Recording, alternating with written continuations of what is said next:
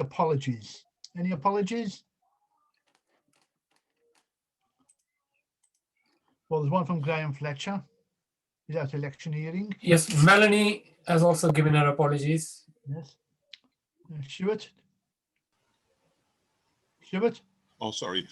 Yeah, one of our longtime friends, Mohammed Suleiman, who from the Kashmiri community, gives his apologies.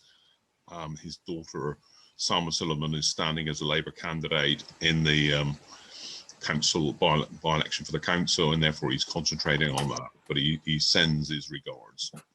Okay. Okay. Right. Any further apologies? Okay. All right. Before we introduce any new delegates, it's my sad duty to report the passing of Alan Gunter. Some of you may know him. In 1980s, he was the Vice President of the Birmingham Trade Union Council. He passed away Monday this week. And once I get more details, they'll be forwarded to the executive and delegates. Okay, so if we can now have a minute's silence, please, in memory of Alan Gunter.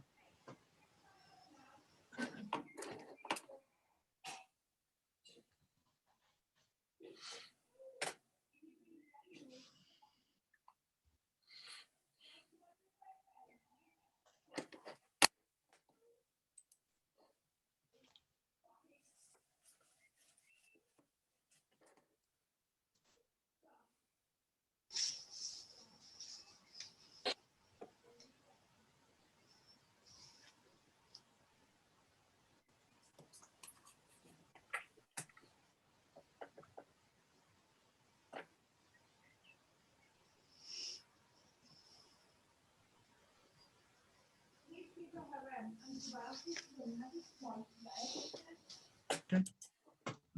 Thank you.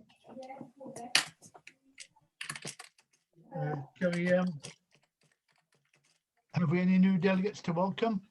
I know we had a anti-racist officer who I've yet to meet.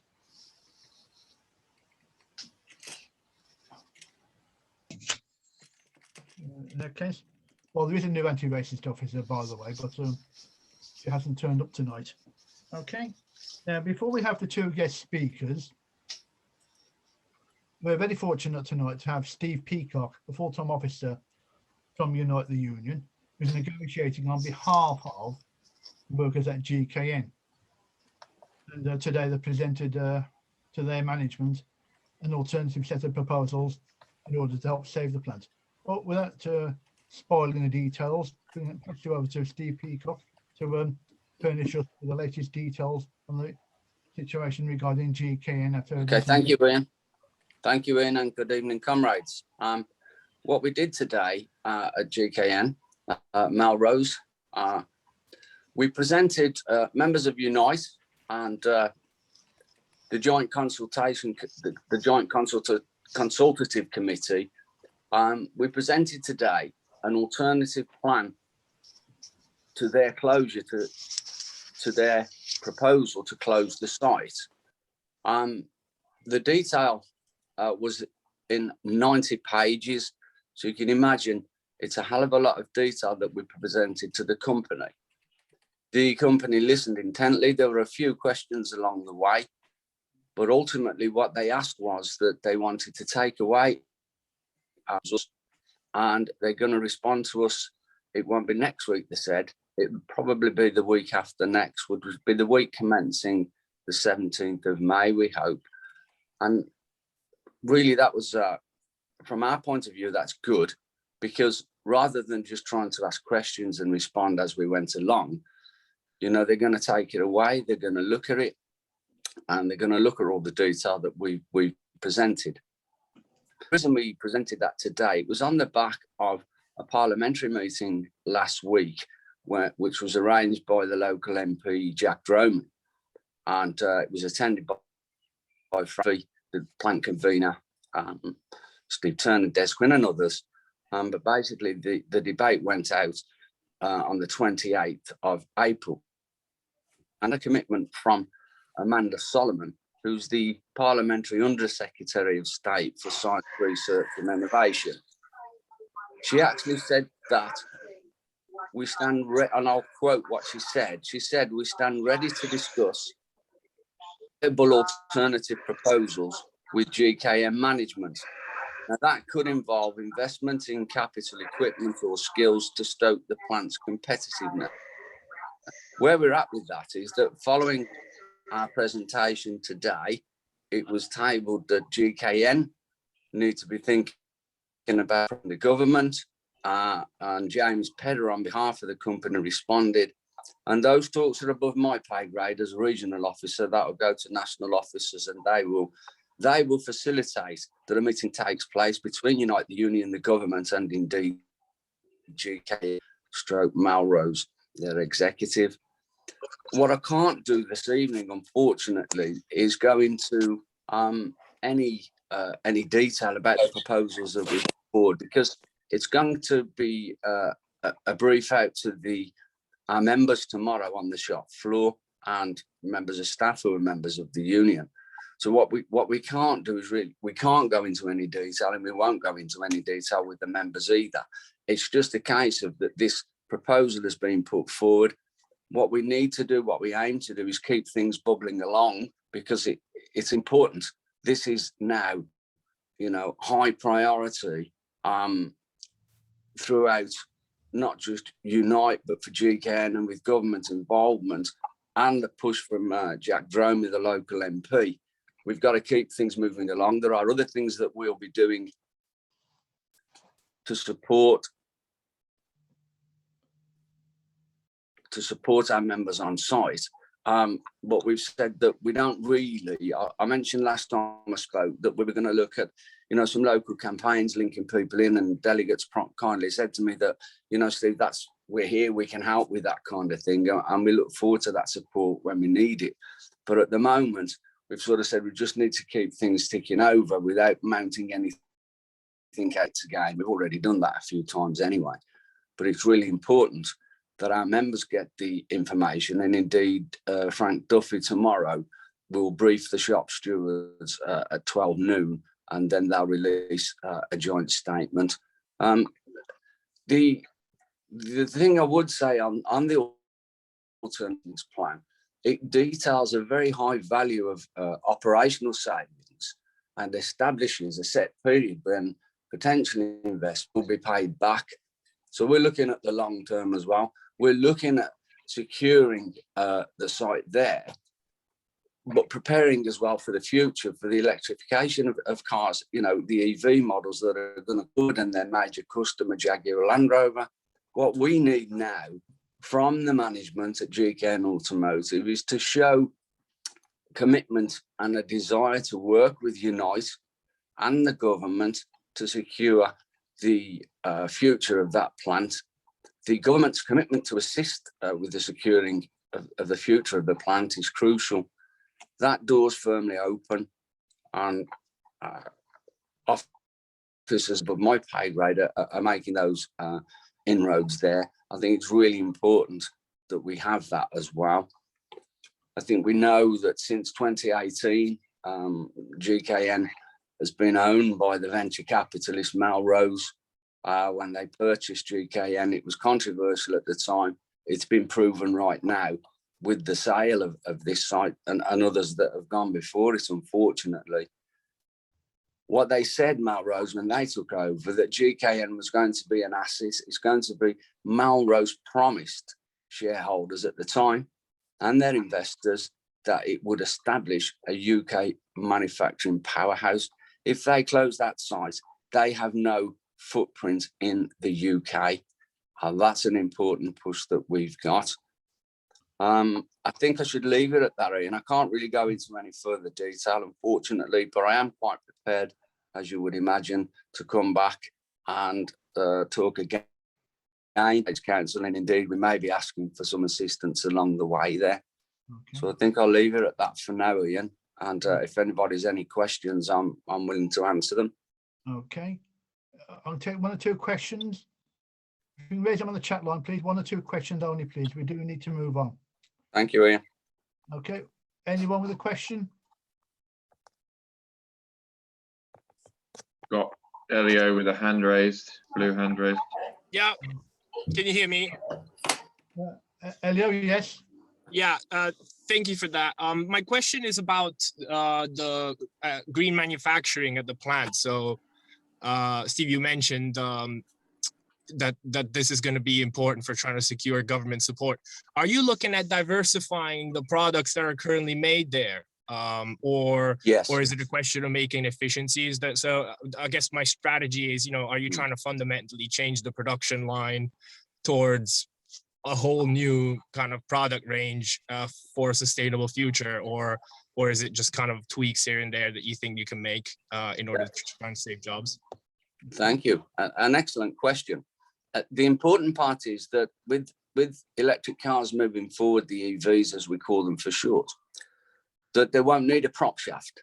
So that part of the business will no longer be needed, but they will be needed to make in for the next probably 2 years, 3 years. So we're in a position to be able to continue with that. And other than that, some of the stuff that they still make there will be made. It's a lot of diversification that will be needed to move the plant forward. That is why we've put proposals forward on investment, but in the long term, it will save them money. Rather than shipping the work to Poland and bringing it back, that adds to the carbon footprint, doesn't it? That's the kind of idea that we're pushing with the company now. Thank you. Okay. Thanks. That's great. That's great. Thank you. Okay. Any other questions? No. Okay. Well, if we can thank Steve Peacock for his excellent contribution tonight, and I do assure you that the Birmingham Trade Union Council will do what we can to assist in your just. Much appreciated. Much appreciated. Ian, who's the next speaker? Well, the next speaker will be Andrew Murray. Can I stay on for a little bit and have a listen in, please? You're welcome. You're welcome to Thank attend you. as well. Okay. Thank you. Andrew Murray. Yeah, thank you, Chair. It's a pleasure to have the chance to speak to the Trades Council and also to have a Unite officer amongst the people present, because I'm Chief of Staff of Unite, but I'm speaking to you here really in my role as chair of former chair of the Stop the War Coalition, and I've been asked to speak about a pamphlet that I've written with Lindsay German, who's a convener of the Stop the War Coalition, entitled No Return to Blair Wars. Now, often in the Labour movement, we don't pay enough attention, perhaps, to foreign policy issues. Understandably, we're very caught up in issues like the one that Steve was just talking about now, defending the members' immediate interests. But I think if we look at what happened to the last Labour government, we can see how badly things can go wrong in foreign policy. I mean, you will know in Birmingham, I'm sure, how much opinion turned against the last Labour government because of the involvement in the Iraq War. Now, we've just come to an end of a period in Labour Party's history when it had a leader who had clearly learned those lessons in Jeremy Corbyn. There may be obviously different views about his leadership in the round, but he definitely came from a position, well, he'd been involved in all the campaigning against a war, where he wanted to take British foreign policy on a new and more progressive course. And that, I think, was overwhelmingly popular, at least certainly with many, many people who, although they can be and are patriotic, didn't believe that we should be involved in wars dictated from Washington, and believed our foreign policy priorities ought to far more be oriented towards tackling climate change and looking at the root causes of war in poverty and oppression around the world. Now, that period of Jeremy Corbyn's leadership is clearly over. I mean, we'll get a sense today or whenever the local election results come in as to how the new leadership is doing. But there's one thing that we have to be particularly alert about, which is returning to the mistakes, some would say actually crimes, of the last Labour government in this foreign policy field. Now, what prompted myself and Lindsay German to write the pamphlet was partly another pamphlet written by an organisation called Open Labour that said that Labour should move away from the foreign policy of the Corbyn years and that simplistic anti-imperialism wasn't good enough for Labour. And in particular, Wayne David, who's not only a Labour MP, he's actually the Shadow Minister for the Middle East and North Africa, said that Labour needs to drop its obsession with anti-imperialism. Now, I think that is putting things completely the wrong way around. It's Labour's obsession with imperialism that causes the problem, not an obsession with anti-imperialism. And if we look at the record historically, unfortunately, that is true. And there's very few people around the world who would say, oh, the British Labour Party, Britain, is too obsessed with anti-imperialism. They'd say quite the opposite. It is imperialism that's the problem.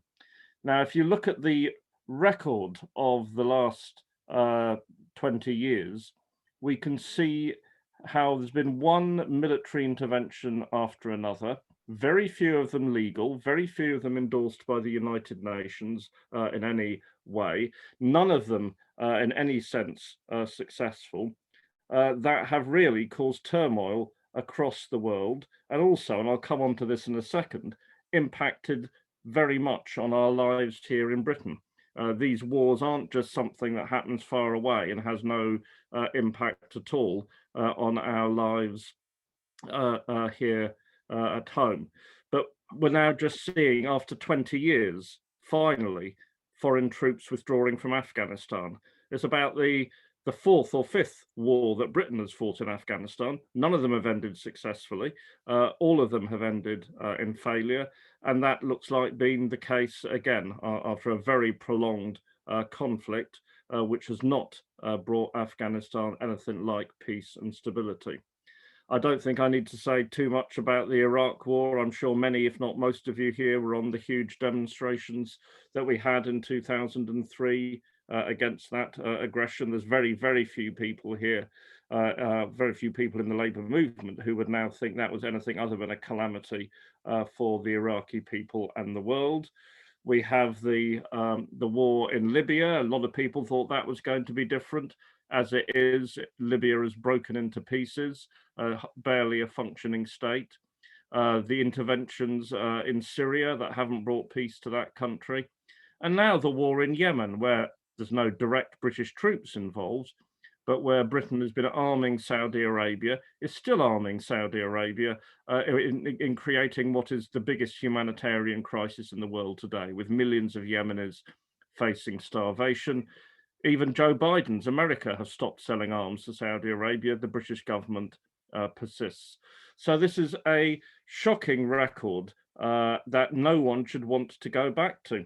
But unfortunately, and we quote this in the pamphlet, Lisa Nandy, who's the new shadow foreign, well, not so new now, she's the shadow foreign secretary since Keir Starmer became leader. She said, we shouldn't carry on talking about the old wounds about Iraq, because it's harder to win the argument that in so many other instances, intervention, military, diplomatic, or aid-related, mattered.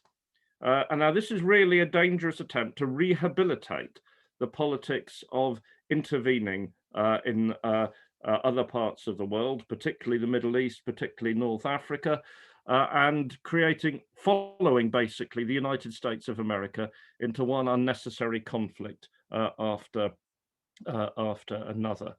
Now, I said that this isn't just something that has been a disaster for the people around the world. It's also had a big impact here in Britain. If we look at the racism we face as a society, and in particular, the most, I think, acute form of it in British society today, Islamophobia, that cannot be separated from the wars that we have fought with the propaganda campaigns accompanying it against mainly Muslim nations over the last generation. If we look at the refugee crisis we have and how that is stoked up, so many of the refugees who end up trying to make their way to Britain originally come from Libya or Syria or other countries which have been shattered in large part because of our intervention and interference. We look at the huge defence spending. Britain now boasting of going back to 2%, the NATO required 2% of our GDP. Much of that money makes no difference to the security of Britain and could be better spent on other meeting other social needs. Although, of course, I have to say that any movement of investment away from the arms industries has to be done in a way that protects and secures the jobs of the workers in those industries. That's an essential thing. And then if we look at the big role of the City of London, how that distorts our economy, its international role, that is all bound up with international capitalism and the military structures that support it. So we have to carry on the demand for a better, a more democratic and more independent foreign policy for Britain. I've talked a little bit about the wars we've fought over the last 20 years. We always said in Stop the War, the danger is these small local wars are only the beginning and they could lead on to bigger conflicts. And now we're seeing that danger with the confrontation with China, a new Cold War on China. The Tories saying they're sending one of our aircraft carriers to the Far East to join the Americans in confronting China. If that becomes a military clash, that won't just be a matter of, bombing a third world country. It'll be a very serious matter.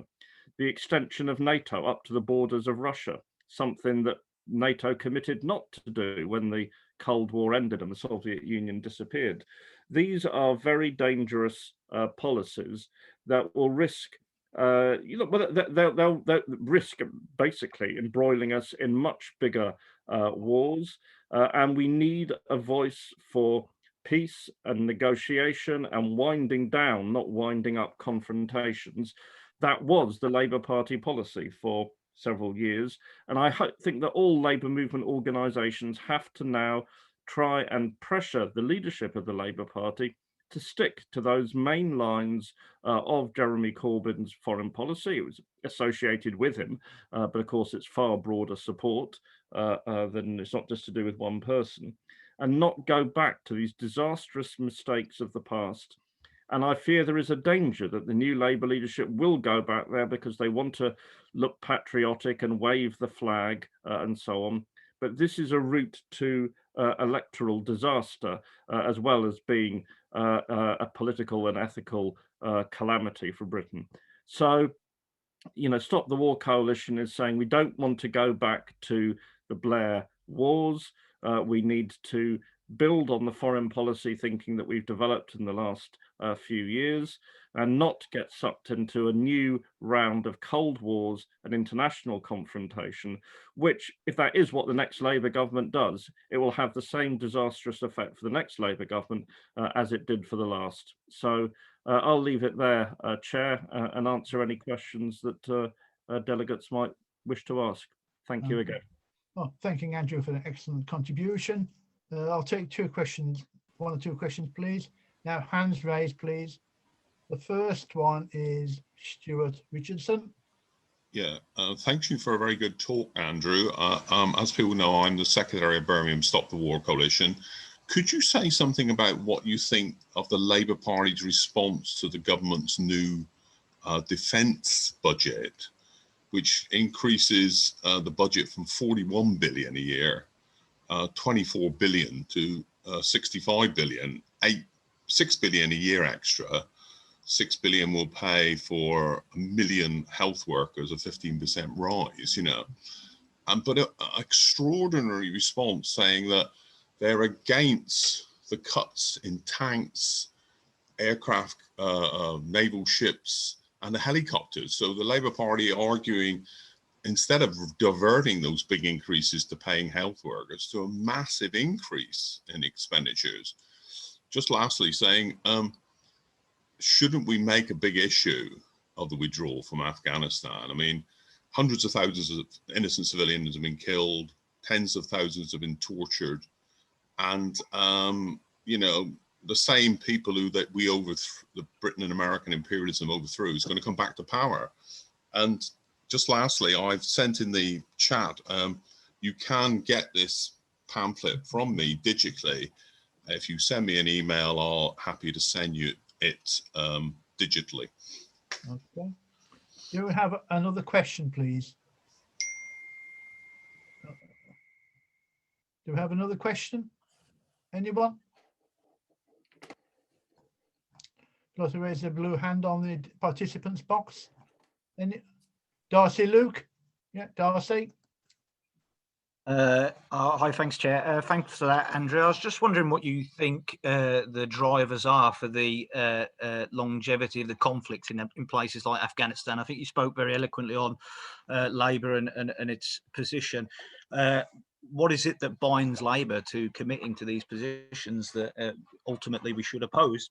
You mentioned the relationship to the economy and so on. I thought maybe you'd like to expand on why you think the wars in Afghanistan and Iraq are so important to the ruling class. Thanks. Okay, Andrew.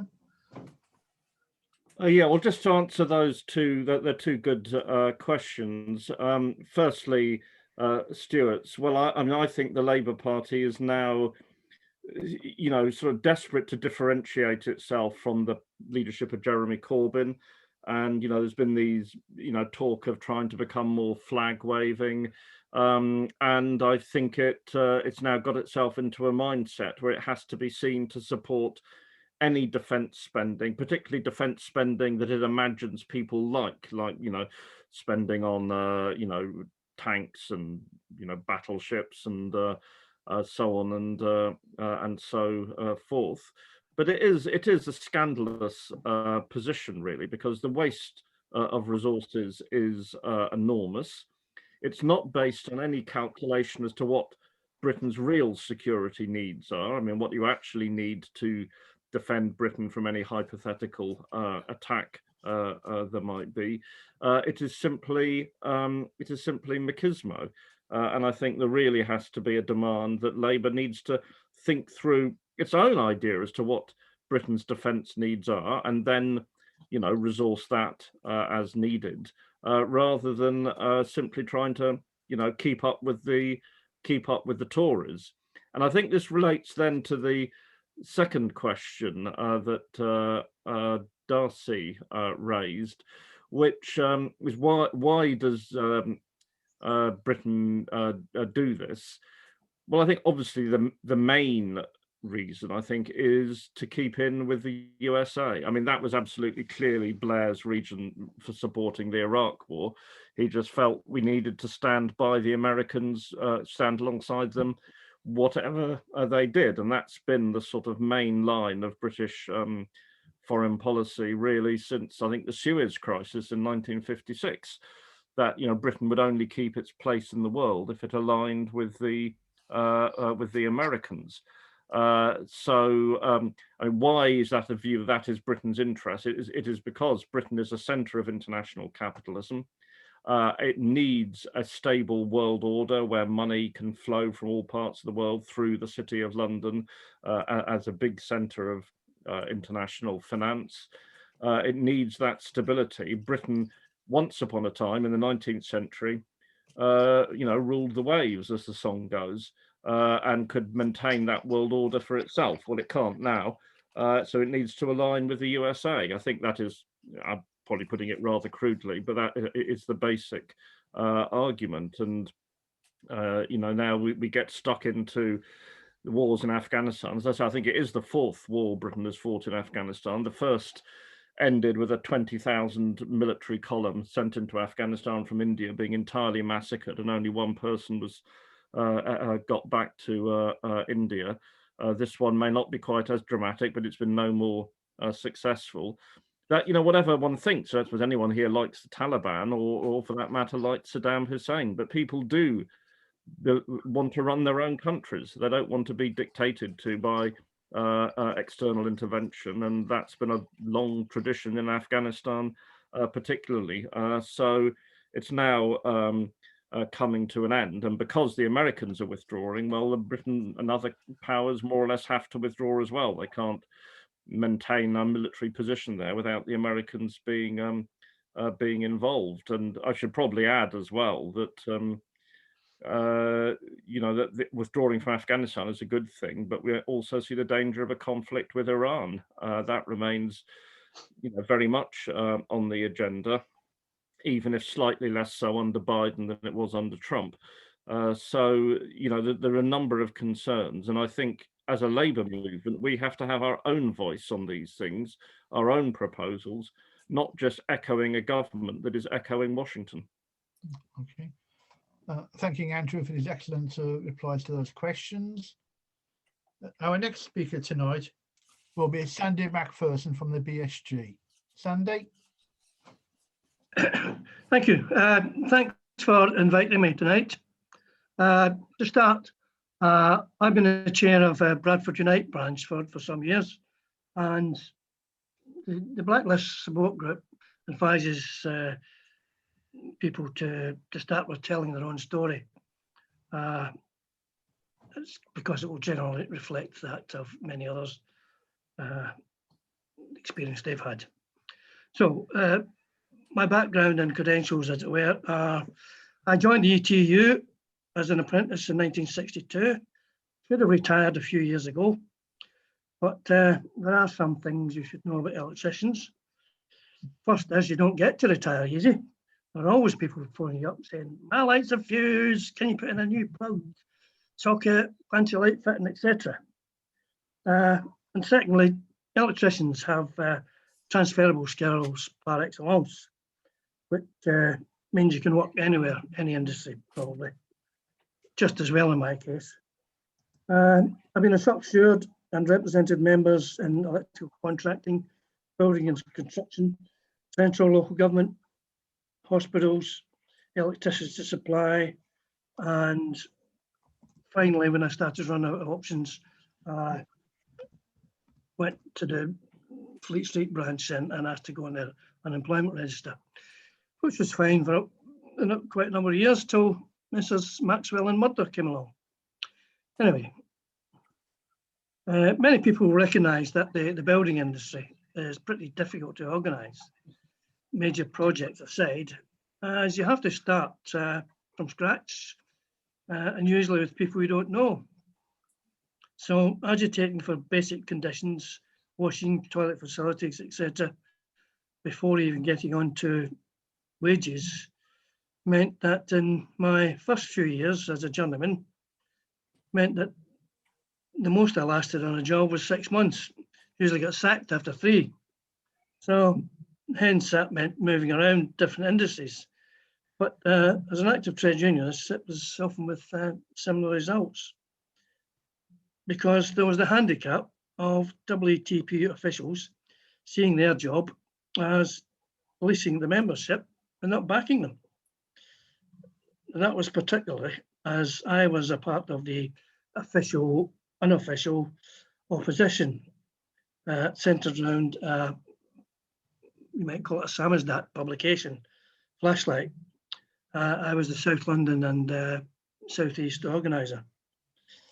Well, all that ended in 1988 when the WTPU got chucked out of TUC, and there were 50 of us Flashlight Fusiliers there to transform Flashlight into the EPIU, which I hope people will know about. So I was a joint treasurer and a national officer trustee, helped to organise and develop the union, and eventually affiliate to the TUC and Labour Party.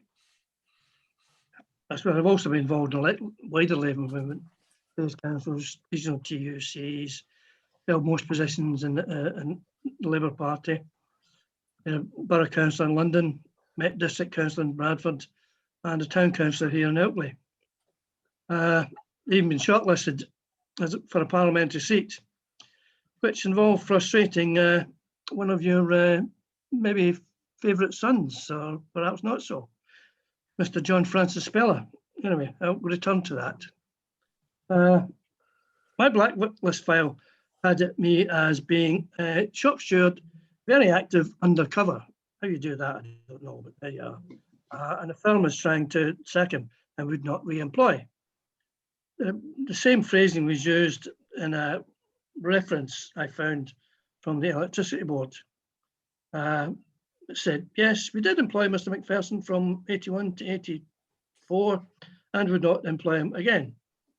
So it's not just construction that has blacklist systems. And I suppose I was a pain in the ass to employ us.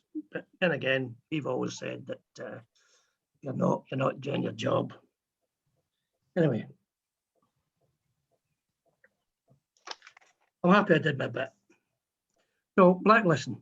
If you want to know the details of this, there is the blacklist book, because it is quite a story. But along with the recent vindication of the Shrewsbury pickets, our victory in the High Court was the result of a protracted and determined struggle waged on multiple fronts by a rank and file and grassroots organisation. We used occupations and other disruptive tactics, complaints to professional bodies, as well as parliamentary and legal and other aspects to the campaign. and you should note that there were only 700 people involved in that High Court case, of nearly, 3,200 found on the Consulting Association's database. That probably represented only 5% of the files they had. So anyway, we're continuing to campaign for a public inquiry and legal redress for the culprits who were involved in this. And you can be sure that these blacklists exists in other industries as well. For instance, the NRB not required back in the North Sea oil industry.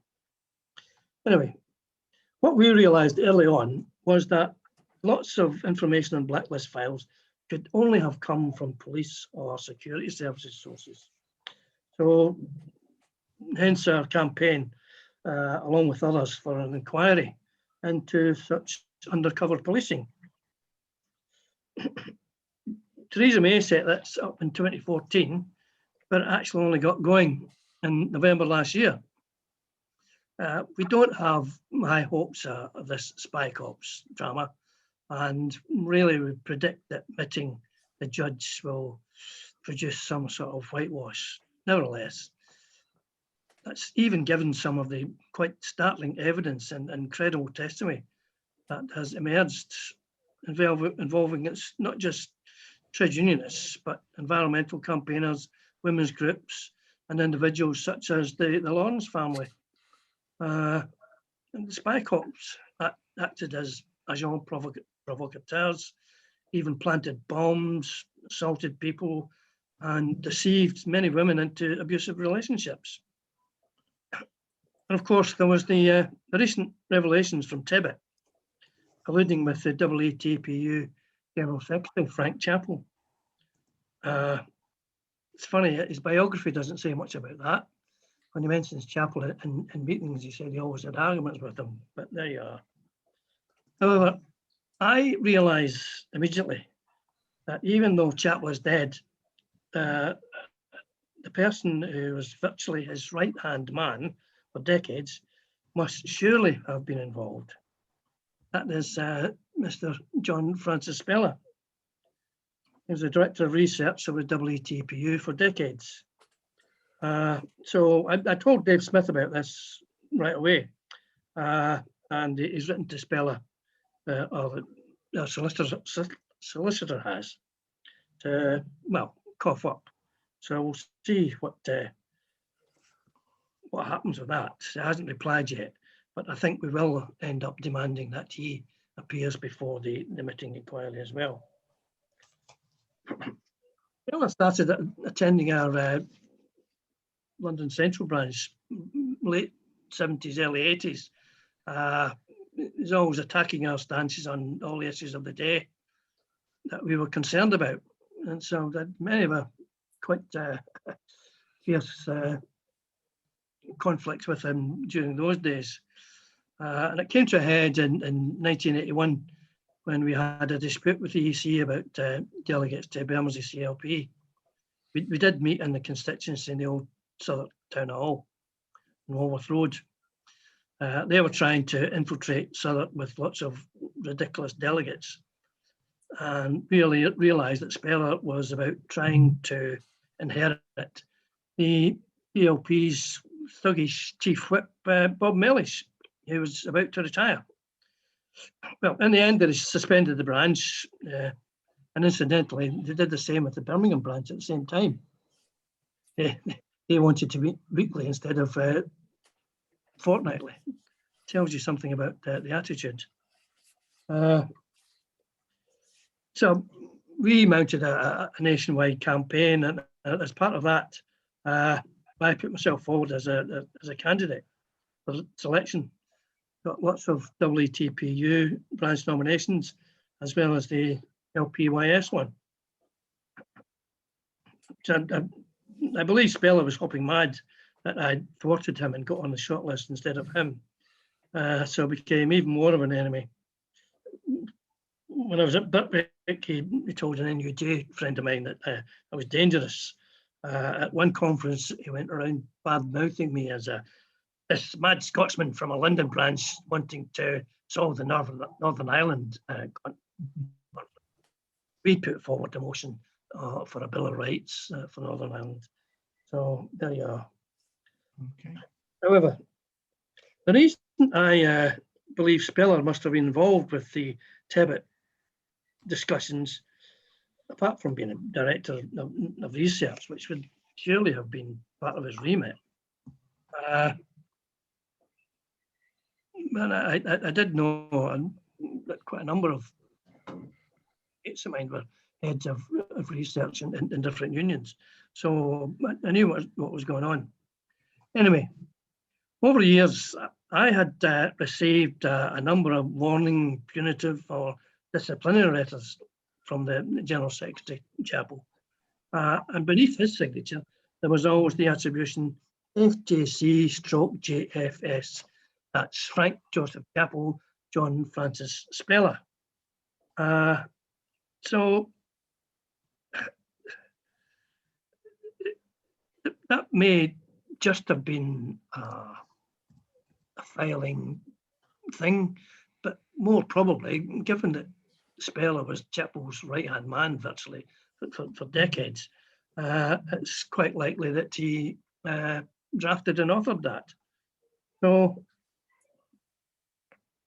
anyway, I think Speller must have been involved in the Tebbit talks, and we need to know what it was done with the information supplied and who and what was affected. Speller needs to be made accountable, and I would welcome any support in doing so. Thank you. Thanking Sandy for his contribution. Now, if you put your hands into the participants box, please, blue hands, I'll take one or two questions. Okay. Are you the same two people as before, Darcy and Stuart? Okay, I'll take Darcy first. Sorry, apologies. Carl Jones, do apologise. Yeah. Sorry, I was about to correct you on that. First of all, thank you, Sandy, for speaking as someone who's got a league of blacklisted family members. It means a lot to hear about the active campaign and the blacklist support group has done. Come from a tradition of shop stewards, and that means that you don't spend long in work, unfortunately, due to the bosses. So two things, really. First of all, I'd like to ask what it is that Birmingham Trades Council can do to assist in helping hold John Speller to account here, because he should be forced effectively to come to this inquiry and divulge any relationship he may have had to Norman Tebbit involved with blacklisting. So I'd ask the wider Trades Council itself if there's anything we can do to potentially put in, say, a letter or a motion, so on and so forth, to ask him to partake in the request you've put to him. Additionally, there's, as many of us here are aware, there's the currently ongoing Unite General Secretary election, and just last month, around the 26th, 27th, Steve Turner had an interview with Huffington Post, I believe it was Wow, and Paul Wow, that is, And he said in that interview that he doesn't consider John Speller a friend, but he doesn't consider him a personal enemy. And in my mind, that is a slightly problematic position to take, considering the strong relationship between Speller and blacklisting activities. So could we also potentially have some thought on the relationships that Steve Turner is willing to broker politically and what that means for workers in the United Kingdom, especially considering he's running for the most important trade union in the country? Anyway, thank you. Okay. Right. I did send Ian a copy of a resolution I got my brands to pass on this issue last week. Basically saying this Unite investigation, which is stalled for quite a while, needs to get back on track and needs to have a thoroughgoing investigation into the archives of the organisation. WTPU archives surely must have been transferred across. I think you could do that, and anything along those lines. I think Worley is a Midland seat, isn't it? I don't know if you've got any contact in Worley who could perhaps do similar things, but that would certainly be useful. I'm very surprised at Steve Turner, but well, I'm going to write to Howard Beckett about the same thing. Actually, I've been meaning to write to him for years. He asked me to front the News at 10 bulletin the day after the High Court case, or the day of the High Court case, which was quite useful. But I've got a number of questions for him, but I think I'll be writing to Steve Turner as well to ask him to clarify that. And he could well get other Unite branches to do that as well, if that's possible. Okay. So the next question will be Steve Griffith. Steve? You can hear me now, Ian? Yeah, we can hear you, yes. Good. Obviously, Mr. Speller, Mr. X-Speller, as we used to call him, is an MP in one of the neighbouring Birmingham constituencies, but he also prides himself on circulating his newsletters widely into the Birmingham Labour Party, into Birmingham Labour Party circles. So there are connections on our doorstep in terms of the politics of Mr. Speller, MP, and therefore it is quite apposite that that we do take the politics of Spellerism up. Obviously, it's not the Trades Council's role to that, but there are delegates to the Trades Council who are in Worley. There are delegates like myself who understand the relationship between Northfield CLP and sectors of it to Mr. Speller's outlook, and therefore, if the friend, the speaker from Bradford, could direct us in terms of information about that his current political, influence, outlook, that could be useful. Thank you. Well, Speller's been involved in many things. I mean, he's a member of the Henry Jackson Society, which is one of these transatlantic ultra right-wing organisations. And I suppose you might know that he's pardon me, the sort of organiser for the hard right faction in the Parliamentary Labour Party. So, I mean, how more far right than you can get in Speller, I don't know.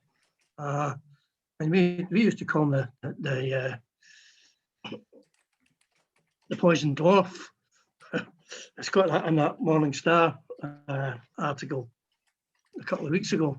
I did an interview with them, but poisonous in many ways was how I would describe him. Apart from that, I mean, just generally having a go at it and looking at the sort of things he's supporting is, well, that would be the way forward for me.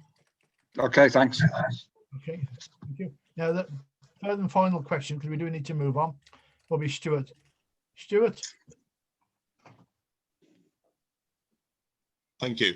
Yeah, it is a personal issue for me. My father was a active sort of communist in the Carpenters Union in the 50s and suffered victimization. But I think the important thing to say is that blacklisting has been judged as illegal. You know, legal cases have come against this. And there is a real question whether John Speller has been complicit in illegal victimization and blacklisting of trade union activists. And I think the Trades Council should take an active role in circulating documentation, which should be supplied to us by Sandy, to, you know, Birmingham Trades Council delegates, to local Labour parties. I don't know whether one could get access to the Worley CLP's email list, but sent out to Worley Labour Party members and other Labour Party members in the area. I think it's a very serious charge that somebody who's actively complicit with employers in victimization of trade union activists. And I think that we should, in line with our defense of trade union activists, be to the fore in actually circulating that material. I'd just like to put that as a proposal, you know, that we should support the circulation in the Birmingham Labour movement of relevant documentation supplied to us by Sandy McPherson. Okay. Fine. Sandy? Yeah, I mean, that Sparks were really disproportionately involved in this blacklisting stuff. If you look at the blacklisting book, you'll see that many of them says the file said WTPU says no, things like that. My mate Stevie Stevenson, who was chair of the EPIU, Electrical Plumbing Industries Union, his files are a page long, going on about how he'd been involved in all sorts of dubious things in this site in Manchester. Stevie's never worked in Manchester. In fact, he was working for Swansea Corporation at the time this thing goes on. Well, so there was all these sort of things going on. I mean, apart from the general, well, 70s, 80s, and on, when the WTPU was really no more than a scab union. I mean, it did organise busing people across picket lines, sweetheart deals, you name it. Hammond and Chapel delighted in getting up at TUC and Labour Party conferences and slagging off the rest of the trade union movement. And that's the general attitude. But certainly there's information on people's files that say that directly, which implicate the WTPU, whether it's directly from Speller or not. But as I say, we were tipped off that he kept files on people like me and those involved in Flashlight and the opposition to the Executive Council, and we were campaigning for democratic rights in the union. So certainly I think there could be information supplied on that basis. Okay. Thanking Sandy for his excellent contribution and replies to the questions. I'm afraid time has now moved on. I'm Sorry, ready to continue. Chair. I'm sorry, time.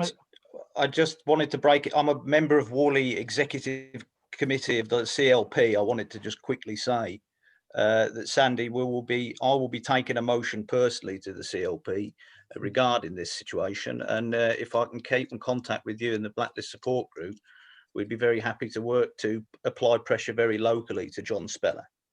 Lovely. So if you drop me, maybe if I can get your email off whoever contacted you, I'll be in touch. Yeah, lovely. Cheers. Sorry, Chair, I just thought it was important. Okay. No, but we do now need to move on. Okay. So The next item on the agenda. Ian, I made a proposal that we. That's for the executive to decide. Okay, fine. Executive decision. Okay. Now, will be item 4, please. Correspondence. Naeem, correspondence. Well, I think you've already referred to one, the death of Alan Gertners that I received from Paul McNee, who's the ex-president of the Birmingham Trades Council in the 80s. I had a similar request from Stephen Griffiths over the phone, reminding us to remember him. We've also had a notification from Strike Map UK asking us to keep them informed of strikes in our area. And they have sent an email which is asking how we can help them. I think we are already, there's going to be a resolution on it today anyway, I think, in terms of Strike Map UK. I think that's the correspondences that I've had. Okay, no further correspondence? Any questions? No? Okay. Item 5. Minutes of the trade union delegates meeting. Anyone have copies each at home? I will take matters of accuracy. Minutes of the trade union delegates meeting. Any matters of accuracy?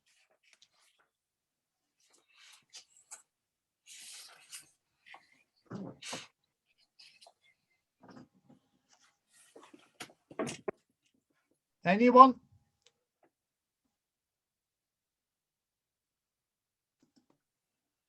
No one? Okay, want to raise your hand in the participants box? I'll take it there's no one objecting to those minutes. Okay, is anyone prepared to move them as a true record? Minutes of the delegates meeting. Anyone like to move them as a true record? Stuart, okay. Seconded by Carl Jones. Okay, thank you. Right. Now, have we got any actions or matters arising from those minutes of the delegates meeting? Minutes, actions, developments? Okay.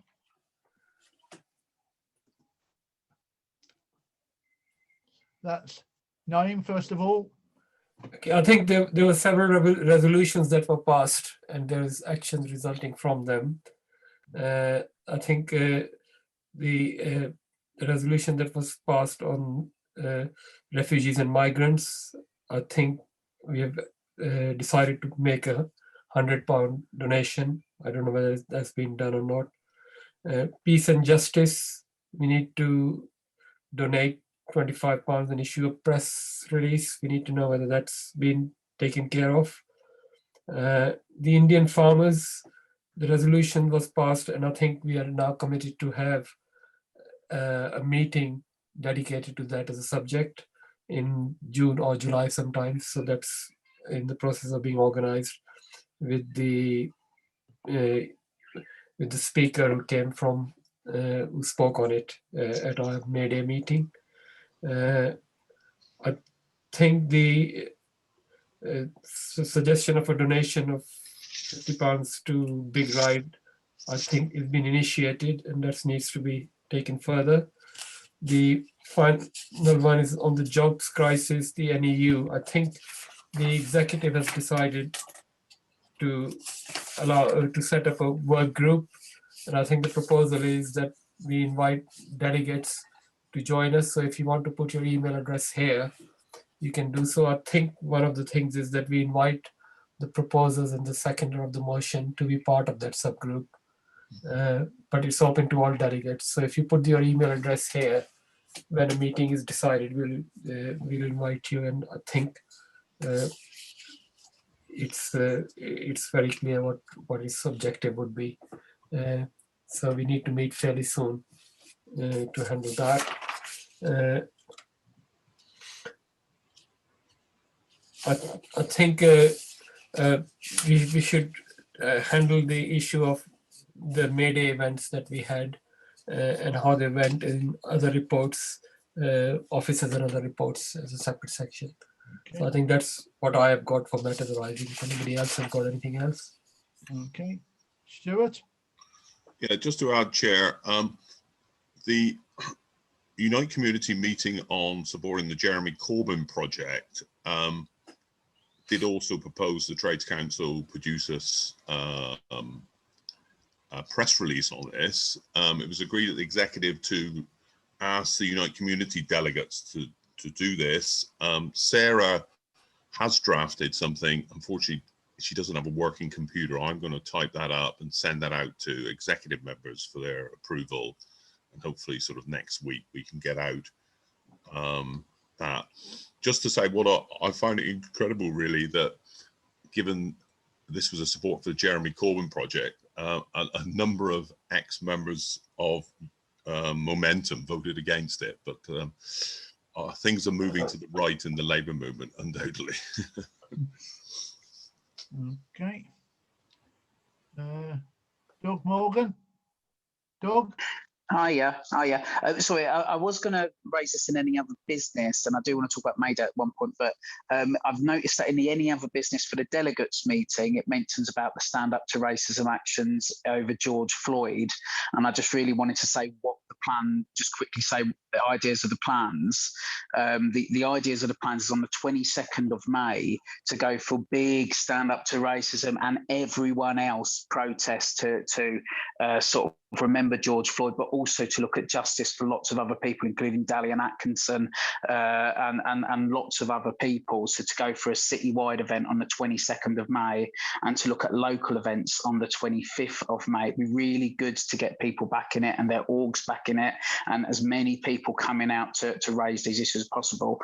I'll put in the chat the Stand Up to Racism organising meeting next week, and anyone is invited to come along and just think about how we can raise the spectre of saying that Britain isn't innocent. Racism happens here, racism happens everywhere, and we need to build that movement over it. So I'll shove that in the chat, and everyone's invited to come along. Okay. And Naeem, in relation to a question. No, I think I've already spoken. Yeah, no, in relation to a question that's just been raised, the job subgroup, do you want to clarify that again, please? Well, I think the jobs subgroup is being set up by the executive. We will be holding our meeting fairly soon, but what we're looking for is volunteers from the delegates meeting to be part of that subgroup. And in particular, the proposer and the seconder of the motion on the jobs emergency. I think we should invite them to be part of the subgroup as well. Okay, that's fair enough then. Okay, any other questions? No, I'll take it. Okay. Can we now have any action reports or matters arising from the minutes of the executive meeting? So has anyone action reports or matters arising from the minutes of the executive meeting?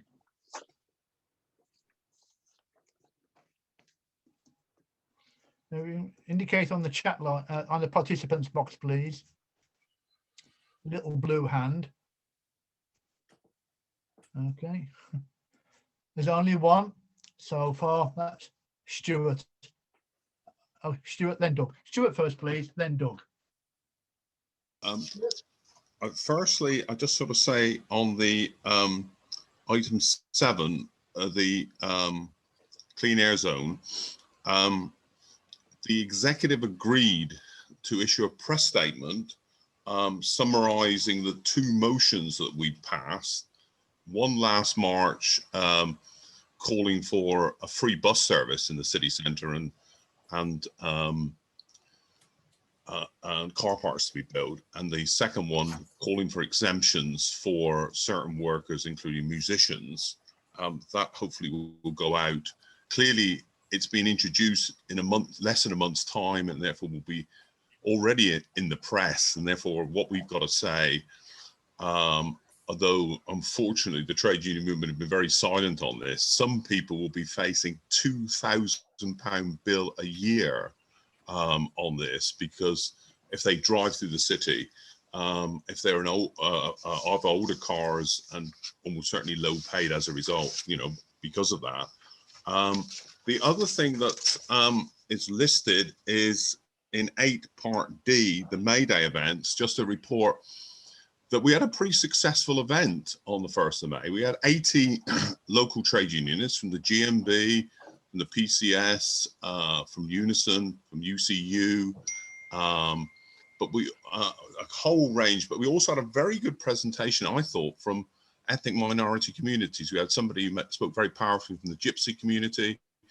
We had somebody from the Kashmiri community, and we had the Indian Workers Association with their banner. So I thought it was a particularly good success, that was. We've got to mobilize our delegates more. And, you know, unfortunately, only 6 of the 17 executive members have attended. We've got to improve that in the future. The committee also agreed to, and possibly Doug will say something, to have a Zoom meeting next Monday at 7 o'clock to try to form a united campaign around this. I don't know if people are aware, but the other campaign bans a whole series of people from speaking, from participating in their planning meetings. One Asian Labour Party member from Warsaw was initially stopped speaking, saying that the organisers had to check her speech before she could speak. This sort of bans and prescription remind me of blacklisting we referred to earlier. So hopefully we can pull together a broader coalition. And just lastly, Chair, sorry I'm going to talk. In Carbis Bay, to extend to the police powers that can be anticipated, the G7 Modi a meeting in Carbis Bay on the 12th, 11th, 12th and 13th of June.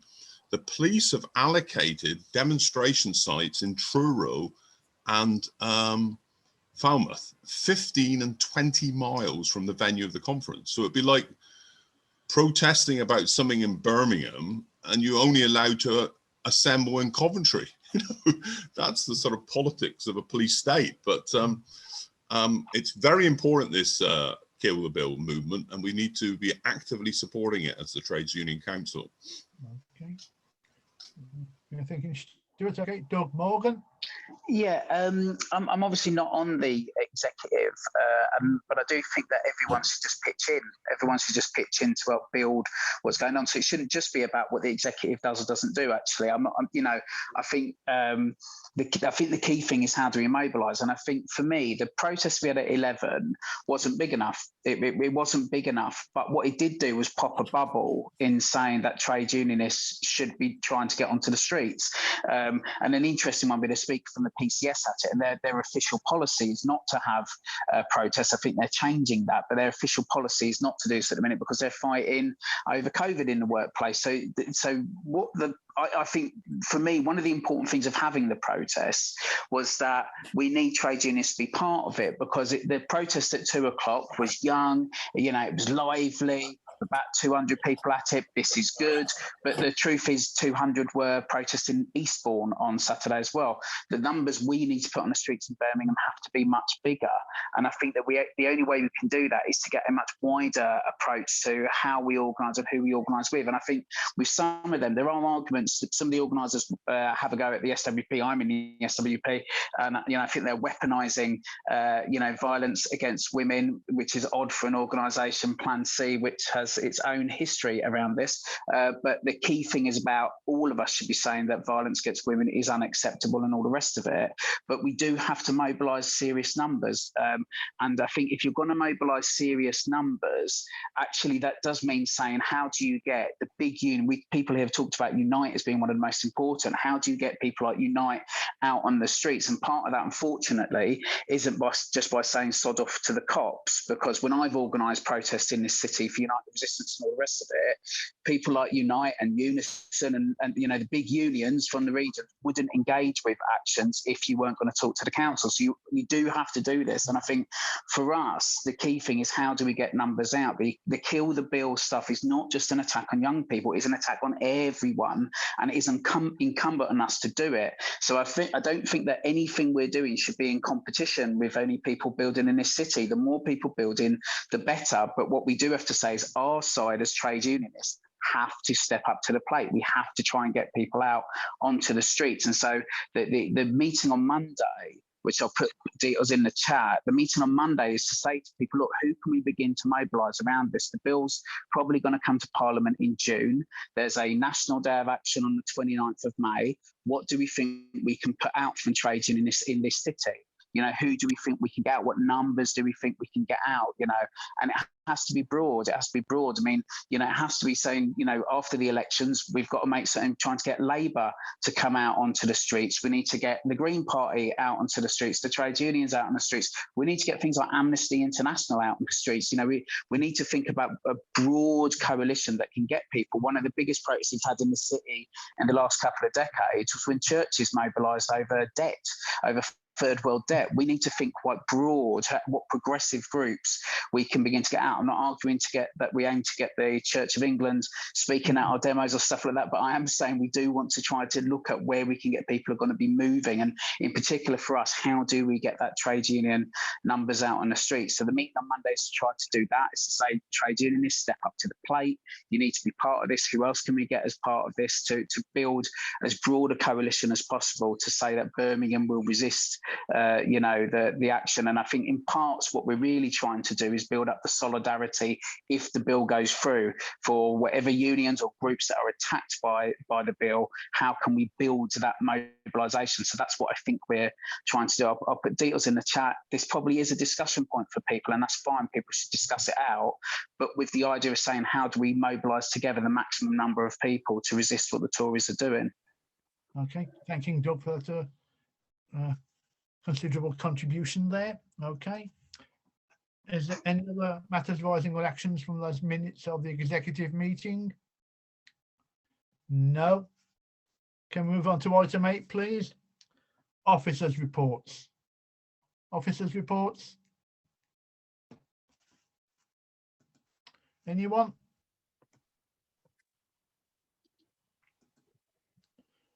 Kathy? Kathy, Yeah, hello. I'm not an officer, but it also says other reports. So I'll just add that Workers' Memorial Day, which was partly organised by the Trades Council, was very successful. There's 35 people at our Zoom meeting. People speaking there were active basically in the different unions that are affected at the moment by coronavirus, and there were people there who were bereaved relatives and so on. So health and safety is a huge issue at the moment, obviously. Sue Lowe, who's a Unite official for health in the Midlands, she was one of the speakers, and she was on TV tonight actually about an outbreak of coronavirus in Russell's Hall Hospital. And it's obviously, I think workplaces are going to be the place where coronavirus issues are biggest, and you know, it's something that we have to be aware of and keep tabs on. The PCS, there was a PCS National Health and Safety officer speaking, but at the moment they're going to a national ballot about safety over the issue of having to, you know, they've been told to start meeting clients face to face again, and you know, they're going to a ballot over industrial action on that. So I just think it's something we need to keep on top of. Thank you. Okay. Oh, and unfortunately, the only thing that did go wrong was that some people were looking forward to seeing the recording of it. I'm afraid there was a lot of issues at the beginning, like people Zoom bombing it and so on, and it just didn't get recorded, unfortunately. But everything else went really well, and there was people taking actions in different places. I certainly know that Unite, the union, had lots of different actions in different places, some of which well, one of which I participated in, and other people who are here today did. Okay, thanking Kathy. Next report will be Darcy Luke. Darcy. Thanks, Ian. People will know that I was elected treasurer quite a while ago and haven't been able to give a proper report for quite some time. However, I've now got the quarterly reports, first quarter of the year, for the accounts of Birmingham Trades Council, and I can give a 1 month snapshot summary from the second quarter beginning in April. So in terms of the first quarter of this year, the balance that was brought over from last year, and I'm starting from the 1st of January, was £16,791.91. The income that we got for that quarter came mainly from contributions from members in terms of affiliation fees. That was £266.25. The Friends of Birmingham Trades Council netted us £100.25, and all other income we got credit from the bank. That was 130. Our expenses were £217.15. So we ended the quarter with £7,071.26. That was what was carried forward into the second quarter. The monthly snapshot at the moment is that we are currently sitting with a bank account with £17,257.25, with the only expenditure so far being some expenses and some donations. In terms of the investments, I haven't received, from what I understand, Royal London send half yearly reports. The last one that I managed to see in paper form that I got from Stuart was around £57,000 invested.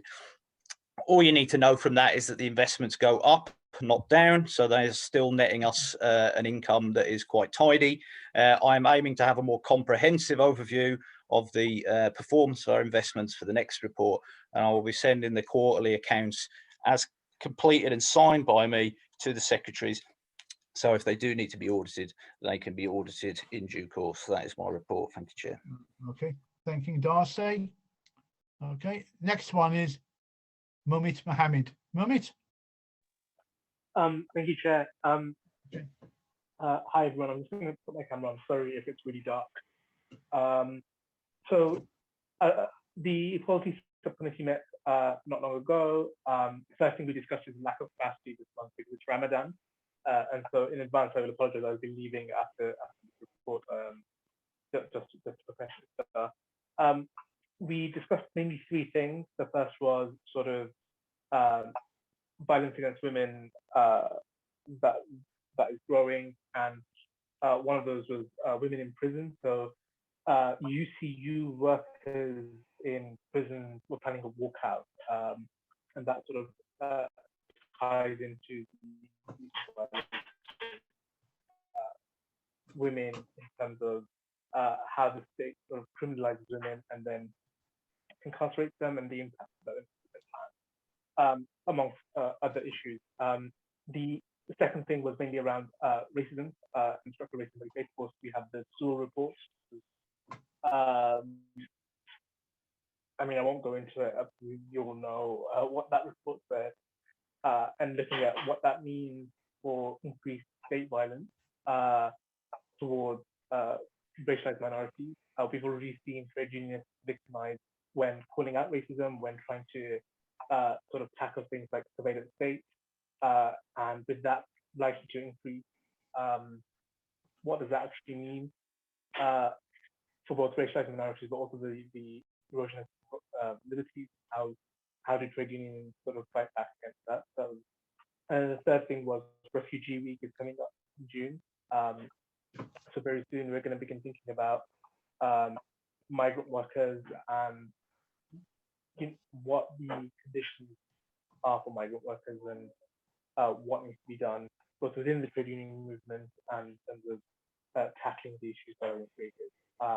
But that is all that we discussed, and what organizing we continue. Thank you. Okay, thank you, Mumit. Okay, any questions?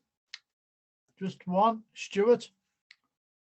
Yeah, to compliment Darcy on his report, he's obviously doing a better job than I did. But just to add,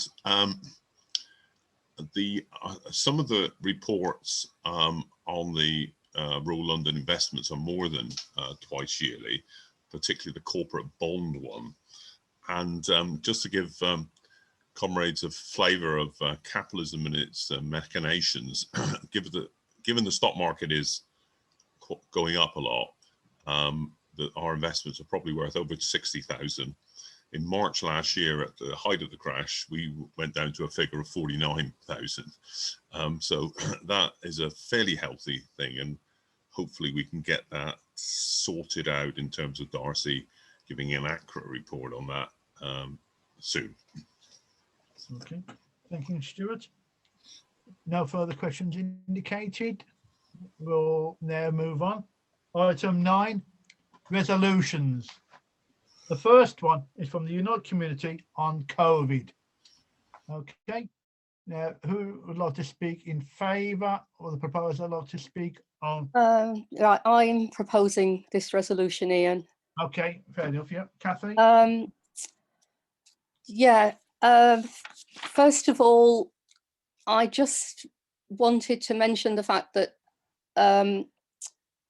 I presented this to my Unite Community branch in about February, and the first line really, it's a bit out of date in the fact that we no longer have worsening cases of infection and hospitalization. But I think if it's read from the part where it says in a country already suffering one of the highest COVID-19 deaths per capita in the world, it's still relevant. It, you know, if we can just perhaps remove that part. I'm not quite sure how these things work, but yeah, I wasn't going to say a great deal about the zero COVID strategy because Kathy gave us a talk at the last delegates meeting that was fairly comprehensive. I just wanted to say what, you know, the reason I feel this is really important. I've been comparing since the pandemic started, how things have been managed here with Australia by speaking to my daughter on a almost daily basis. So, you know, I think this is really important. We've ended up, you know, we're in a much better position in terms of numbers of infections, etc., because of the successful rollout of the vaccination and the last lockdown. But we still need a zero COVID, you know, the vaccination is just one part of trying to get this under control, and we still need a zero COVID strategy. You know, we still need to continue to reduce the rates of infection and to a minimal level, and to prevent the virus circulating and mutating. And, you know, we need to be still calling for an improved test and trace system. So I hope people will still still support this motion. Okay, thank you, Kathy Christian. Anyone like to speak against the motion?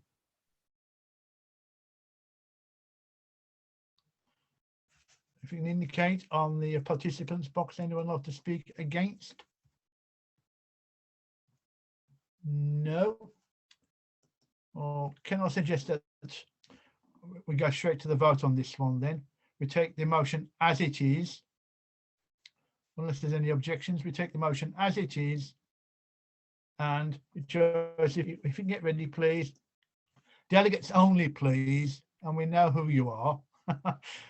Please raise your hands, the blue hands on the participants box, if you'd like to vote for the motion. Okay, okay, Joseph. Okay.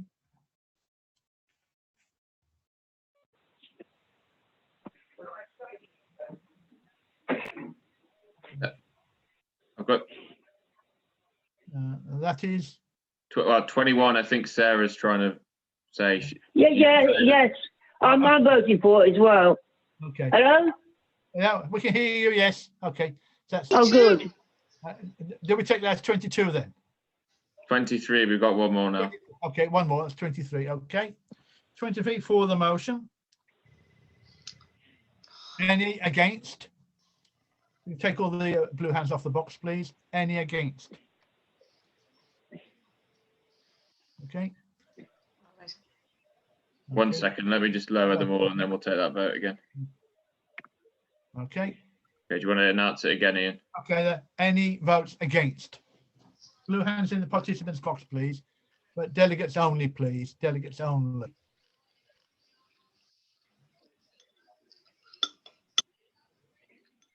I take that as 0.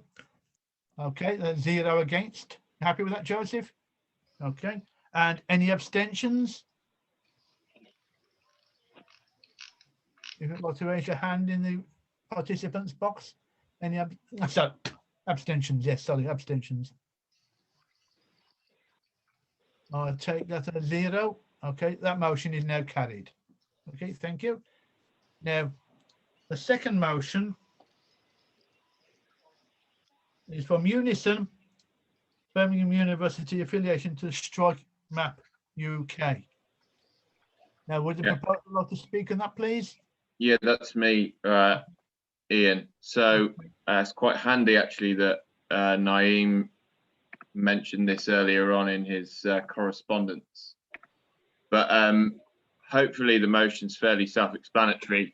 It's just asking the Trades Council to make an annual affiliation to an organisation called Strike Map UK, which was set up by a number of organisers involved in the Red for Key Workers campaign around May Day last year. It's only £20 to affiliate for a year, and basically the initiative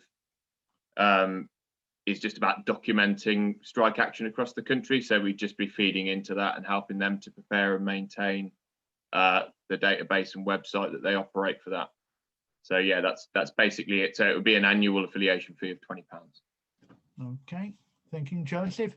Now, is there anyone like to speak against that motion? Now, would like to raise your hand in the participants box. Delegates only, please. Delegates only.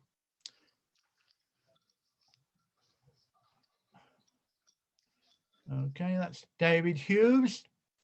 Like to speak against? No, sorry, I thought we were voting. No, sorry, no.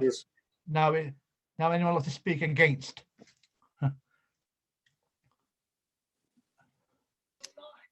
Okay. Steve Griffiths has his hand up, but I don't know. You are he's a delegate, yes. Steve Griffiths? No, he's not delegate, is he? Oh, he is. He is, yes, he is, yes. Okay, Steve Griffith, like to speak against the motion? No, that's a complete error on my part. I support the motion. I'm just a bit confused by mechanics. Thank you. Okay. So apologies for that. Okay. I accept your apologies. So anyone like to speak against? No. Okay then. Then I suggest we go straight to the vote. Now, blue hands, please, in the participants box. Delegates only, please. All those in favour of the motion. All those. 22 so far. 22, yeah. And me. And me. 3. Okay, yeah. Sarah. Make that 25. 25. Okay. Yeah, okay. I think we've counted 25 for an agreement. Okay. Can I'll we take that as 25, Joseph. Yeah, okay. That's 25 in favour of the motion. Hands are lowered, so this will be against now. Okay. All hands are lowered. All those against. Okay. All those against, please. Blue hands in the participants box. All those against. I take that as 0. Yeah, 0. Okay. And any abstentions? Blue hands in the participants box. Any abstentions? No. Okay, that motion is also carried. Okay. Thanking you for that. Now, it should read as item 10 on the agenda. Important workplace reports. Have we got any important workplace reports? Well, if you can raise your hand on the participants box, please. Okay, first one will be Rory Shannon. Rory? Good evening, everybody. So I'm a delegate from Unison from the University of Birmingham. So there's a threat of redundancy and contract changes at the moment. So there's about 8,000 staff work at the uni. 2,000 of those roughly are support staff, so cleaners, catering, maintenance, grounds, gardeners, nursery workers, art gallery staff, those sort of roles. That pretty much every trade is covered at the campus somewhere along the line because it's such a big place with over 300 buildings. So I'd just like to talk quickly about the catering department that I work for. So up until before COVID, there were roughly about 250 catering staff and 40 catering units across the campus, serving a lot of people every day. So some of those are cafes that we run in-house, and others are franchised units like Costa and Starbucks, where the staff that work in those units are our staff. We do dinners for 800 people in the Great Hall, 14 courses, weddings, funerals, you name it, we've done it. We've got a hotel, and we've got nurseries on site as well. So we cover pretty much every aspect of the catering industry. So it's a little microcosm operating within the city. And the university itself is one of the biggest employers left in the city now with those 8,000 staff. When I started at the university 10 or 11 years ago, the catering department at the uni set the wage standard almost for the city.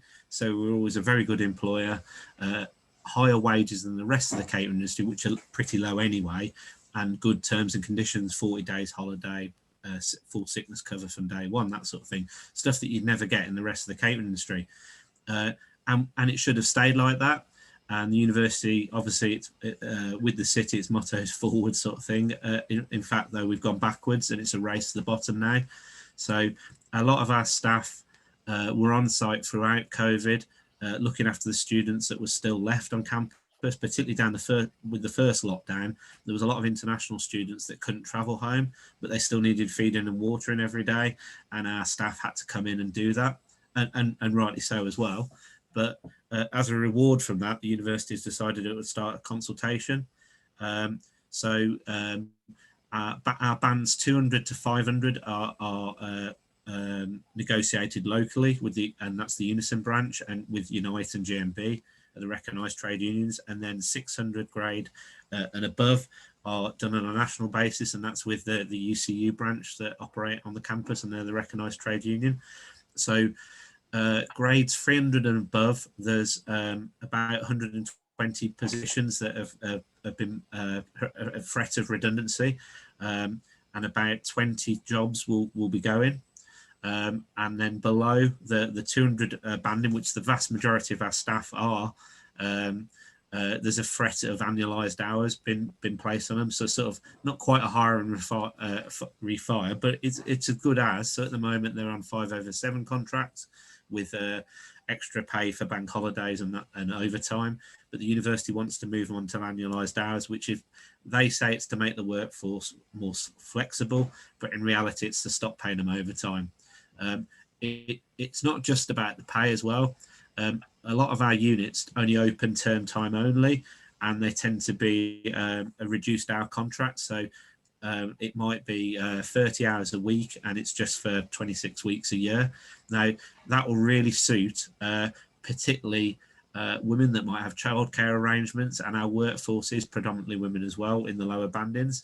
So to make these changes, it's really going to disproportionately affect those people. So if some of our other staff might only work 15 hours a week, and they might be set hours that are in Monday to Friday at lunchtime, and now they've got this threat of annualized hours. So in reality, the annualized hours contract might mean that the first few weeks of term, you could be doing up to 50 hours a week.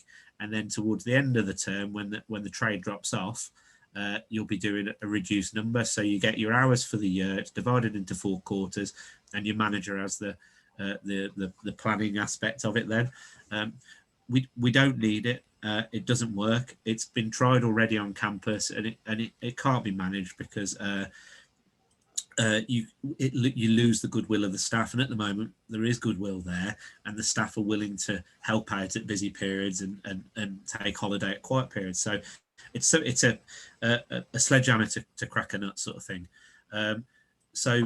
I mentioned about the other grades, the redundancy. The university offered a voluntary leavers scheme to everybody on campus during last year, during the lockdown, and a lot of catering staff took that. So like I said, we're down to about 120 now out of the 250 originally. They've offered the scheme again, but it's at a lower rate, sorry. And so far about 22 people have put in for it, and there's about 40 people interested. So what's actually going to happen now is the university is going to probably lose more staff than it needed to. And some of these members of staff have been at the university for a long time with a vast knowledge of the campus and of the catering industry. So yet again, they've kicked themselves in the foot, sort of thing. So at the moment, we're not after any sort of support, but other than solidarity. But we wanted to tell you about this because I'm sure this is happening at other FE and HE establishments across the city and across the country. And you never know, at some point we might need some support. So thank you. Okay. Do we have a question for Rory? Anyone with a question for Rory? Okay. Doug? Yeah. Just a quick one. Sorry, Rory. What's the rationale for them trying to get rid of any jobs at the minute? If you just let us know. The second thing as well, sorry, I spoke to someone from the UCU, might actually be on this call, at Birmingham City University at the protest we had at 11 o'clock last Saturday, and they were saying that Unison's not recognised there, and so I was suggesting maybe try to chat to you guys to see if that would help us get a strategy around it. So I'll maybe text you later on that or something like that. But I know they were talking about trying to organise there. I don't that maybe that this is happening at PCU as well. Okay, so the second part to that question, yes, definitely. I'm sure we'll do whatever we can do to help. And then the first part, so like the rest of the country, COVID has played a horrible effect on catering, and the university isn't unique. So there is a slight rationale behind closing some of our units. So there's about 5 or 6 units going to close. The university isn't as busy as it was last year, and I doubt it will be as busy this coming term in September as well. So some of our office-based staff are still working from home and might continue to, and people's habits have changed as well. So last year, people might have bought a sandwich or a coffee every day for their lunch, but a year of working from home, they've probably realised that actually making a flask of coffee at home and making your own sandwiches probably saves you a few quid as well. So the trade won't come back. Also, at the same time, the university has decided that a large section of what we did on campus was around corporate entertaining, so buffets and teas and coffees for meetings. I think the university's probably realised that quite a bit of money might have been wasted in the past, and it's an opportunity to stop some of that internal entertaining. But however, that obviously affects people's jobs. So with those people that went before last year, there wasn't a need to put anybody up for redundancy. An offer of voluntary leavers scheme alone would have probably sorted it out. Some people are ready to retire, some people are ready to move on, some people are ready to start their own businesses, that sort of thing. You can see from the numbers of the people that have took voluntary leavers already, it's sort of righted itself.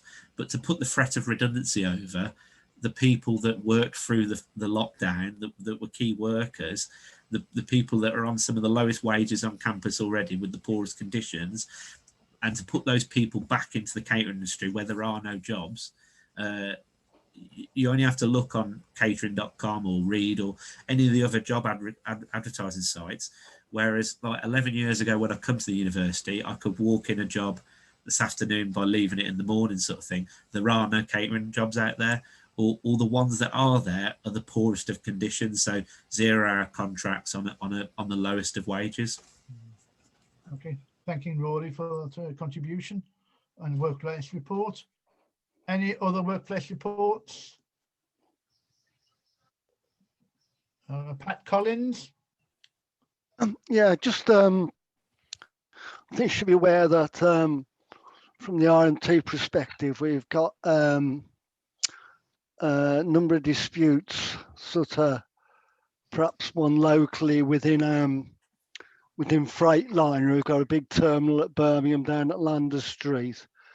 We've got a redundancy situation there where they want to reduce the number of HGV drivers that they employ.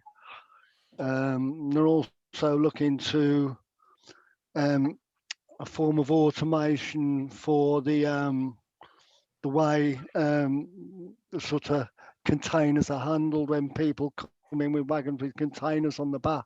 At the moment, you pull up to a gate and you're handing a card and it's registered and it's told where to go for unloading and loading, etc. The company are looking to automate that. So we're looking at possible disputes there, and also we might be in the the throes of we've declared what we call a dispute footing with Network Rail, who's probably the biggest employer obviously within the rail industry, over their plans to effectively slash the maintenance schedules and combine teams and have cross-discipline working, like where the like PYS&T, which all have separate identities at the moment. They're trying to rip up the maintenance schedules, and although they haven't actually come clean at the moment to exactly what they want, the writing's on the wall basically. They've been bailed out, all these train operating companies and that throughout the COVID. They've had millions of pounds off the government, so they're now looking for payback with indefinite pay freezes, and so there's a possibility of a ballot coming off there later in the year. So just to keep you updated as what's going on. Thank you. Okay, thanking Pat Collins. Any questions for Pat? If you can indicate on the participants box. You going down? No, I'm going Oakstainer. Okay, I'll take it. Okay, can we have Kathy Gaffney, please? Hello, yes, I'm a Unite delegate, and I hope it's okay just to mention another Unite dispute that's going on nearby, and see if we can get a speaker. You'll have heard of Dewey Egberts, the coffee people. So Jacob Dewey Egberts at Banbury, which is about 30 miles from Birmingham.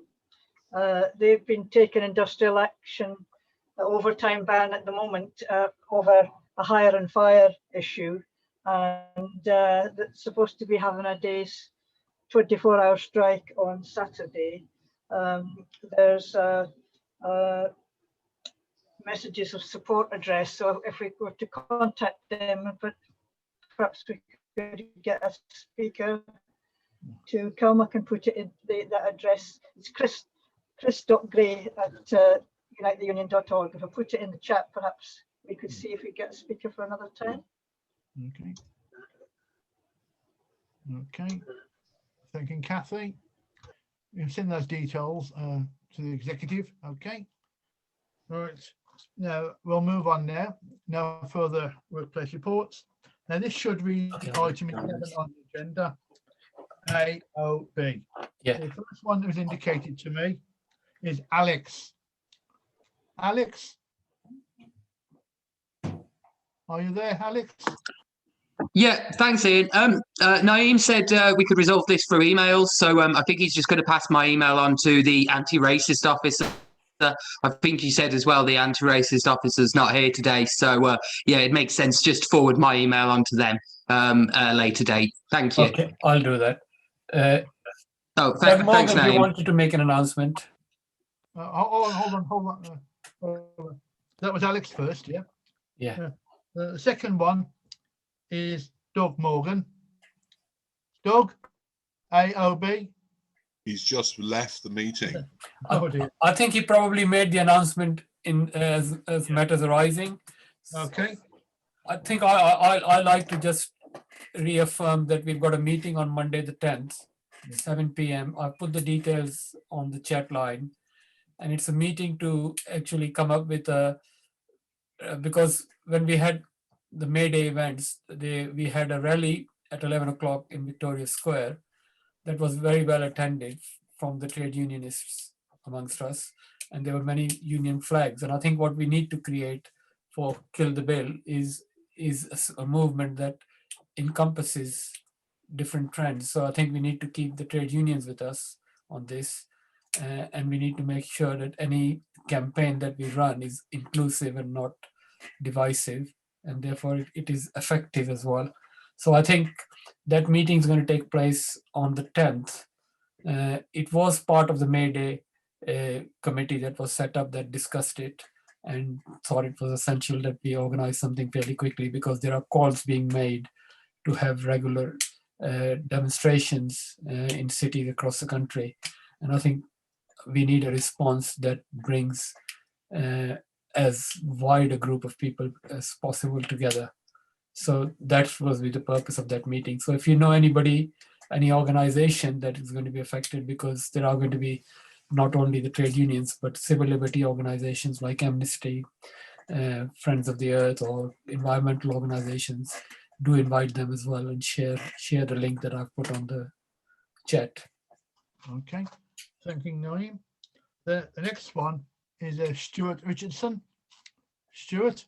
Yeah, Stuart Richardson, executive member. I forgot actually to report earlier, and a very important report in the executive minutes, that the executive agreed to support the Resist G7 coalition, which is based in Cornwall and is a fairly broad coalition of young people and trade unionists who are organising protests against the coming G7 conference.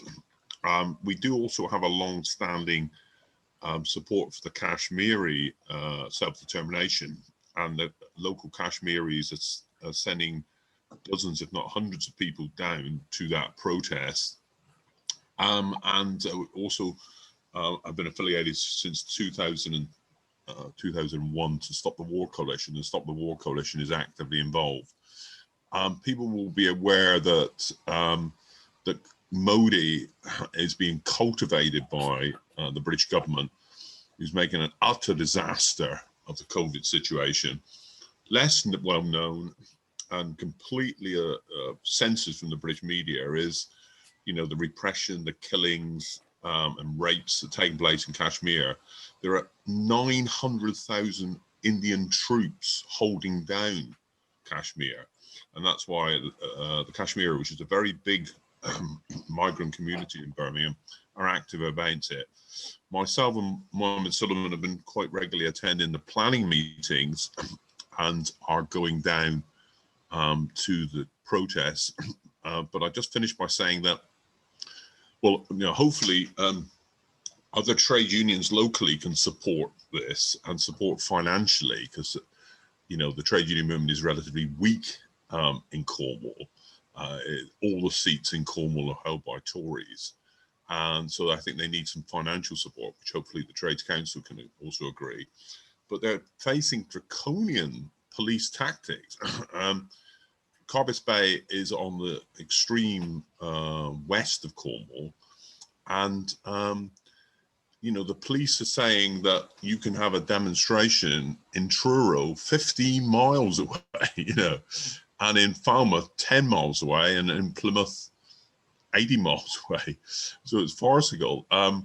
The organising are trying to organise a field with a cooperative farmer with sound systems and marquees. I'm just finishing, and to have a rally on this, but they're facing significant Cornish police repression.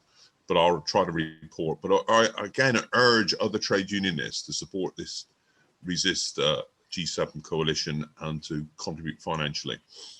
Okay, there's just two more now before we finish. One will be Pam Bishop. Pam Bishop. Yeah. Thank you, Ian. I just emailed Naeem earlier on about this. There is going to be a trade union festival called With Banners Held High every year.